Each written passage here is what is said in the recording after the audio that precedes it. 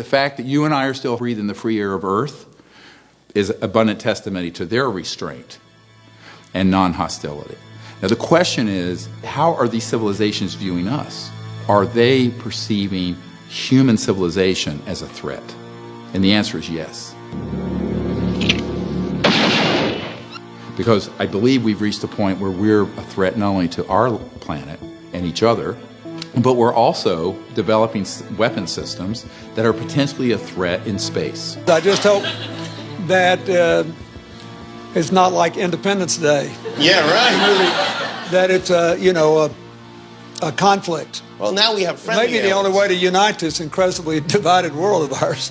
They're out there. We better think of how all the differences among people on Earth would seem small if we felt threatened by a space invader. That's the whole theory of independence. You're right. Everybody gets together and makes nice and, You and Bill O'Reilly would be hiding in a bunker together.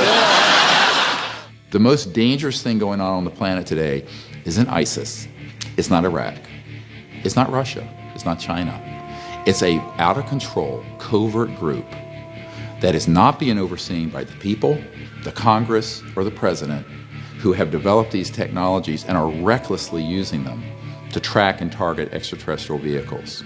The result of this is that we're in a crisis that is unacknowledged, ironically, because these projects are unacknowledged. What do? Do you talk to your congressman? Do you write your senator? Do you march on the White House lawn?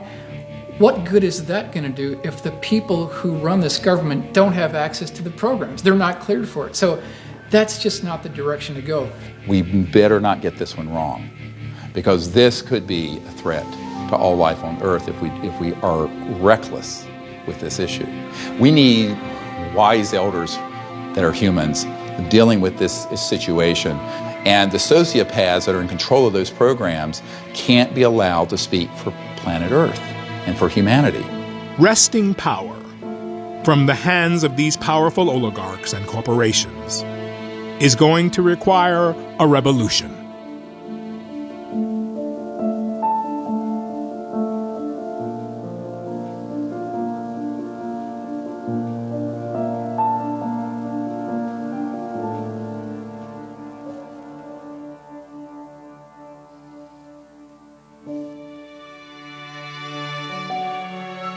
One of the more hopeful events that happened over the last decade was what I call the French Initiative.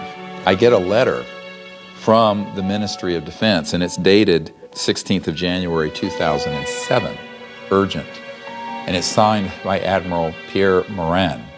And he was in charge of providing briefings on this issue for then President of the French Republic, Sarkozy.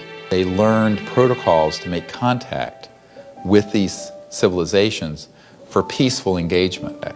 So here you have a major country, a nuclear power, making a commitment to do this. And we eventually go to France, and under the cover of a quasi-public event, the admiral and his assistants are there, and we do the protocols for contact. And they track ET craft coming overhead at 200,000 kilometers an hour. But what it shows is that governments around the world can actually do a lot, if they wanted to break the mold of secrecy and do something helpful. And this is the proof that that's happened with a major country. This is arguably the most important UFO document in history. The irony of it is I couldn't disclose it for quite a while until that president, Sarkozy, was out of office and these folks were not in harm's way. There was an invitation extended from the Vatican to some 40 world scientists to come to Castel Gandolfo outside of Rome, where the Pontifical Observatory is. And they spent a week briefing the highest level members of the Vatican. They came out with an official press statement. Extraterrestrial life is going to be discovered much sooner than anybody had previously expected.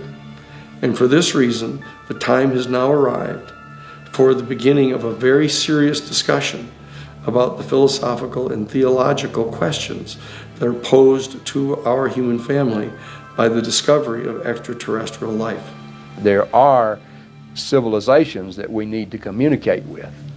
And I think we've reached that point in our evolution as a human race that we need to recognize that. And the thing that disturbs me is that the U.S.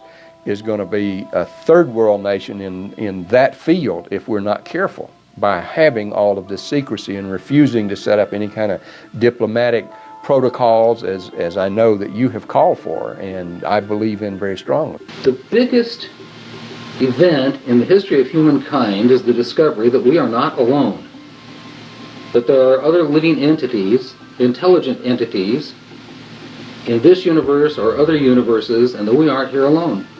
That's a huge, enormous discovery. I think it's long past time to open this up to the public. Give us information to the young people of the world in this country. They want to hear it. They want it. Give it to them. Don't hide it and tell lies and make stories. They're not stupid. They're not young men that'll panic. UFOs are as real as the planes flying over your head, and that it's time that the United States government started coming clean on what it's all about, because there are very important military and economic issues that have to be addressed. And how can you address a question which relates to a subject that people don't even won't admit exists?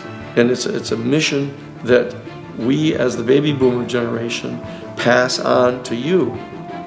Humanity is at a crossroads, a choice between endless war in space, growing poverty and environmental destruction, or a future where we explore the stars, live in peace with each other and our planetary neighbors. The technology is there. The solutions to Earth's urgent and long-term potential problems are there. The technologies will change the macroeconomic system. Because visualize for a moment, you're at your home, all your power needs are being provided from one of these zero-point or quantum vacuum energy systems. Your car is running, never has to be plugged in. You then can have agriculture and manufacturing locally that has very little cost to it.